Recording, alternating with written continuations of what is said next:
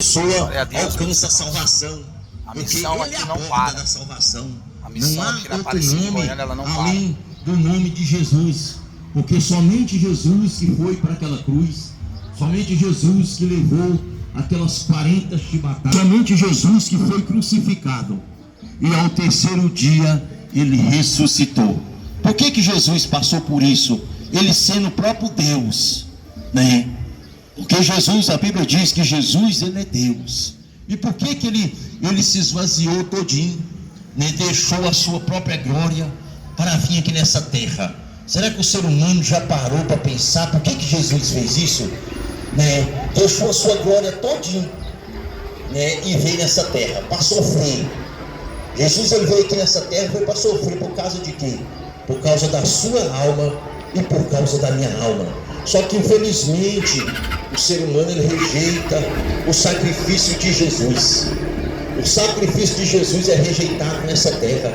Assim como Jesus andou nessa terra, as pessoas rejeitou ele, assim também é esse sacrifício que ele fez, que o ser humano rejeita. Muitas vezes a pessoa fala assim: eu tenho Deus no meu coração, eu conheço as Escrituras, mas o próprio Jesus, num certo lugar, ele vai trazer uma outra semelhança.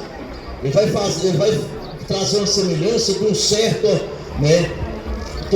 homem que construiu uma casa sobre a rocha. E ele vai trazer a outra semelhança de um outro homem que construiu a casa sobre a areia. A Bíblia diz claramente que todo aquele que vem até ele e ouve as palavras dele e pratica, a Bíblia diz que ele é como um homem, né, que cavou um alicerce fundo sobre a rocha e ali fez aquela casa. Aí veio o vento, veio a chuva, bateu com força sobre aquela casa, mas aquela casa não caiu. Por quê? Porque ela estava firmada na rocha. Então está tão claramente que o próprio Jesus que disse que todo aquele que vem até ele e ouve a palavra dele e pratica, né, ele está firmado na rocha. Mas a Bíblia diz que todo aquele, agora ele vai trazer a semelhança de outro homem, daquele homem que vem até ele, ouve as palavras dele, mas não os pratica. A Bíblia diz que ele é como um homem que fez a sua casa sobre a areia. Que firmeza tem a pessoa levantar uma casa sobre a areia?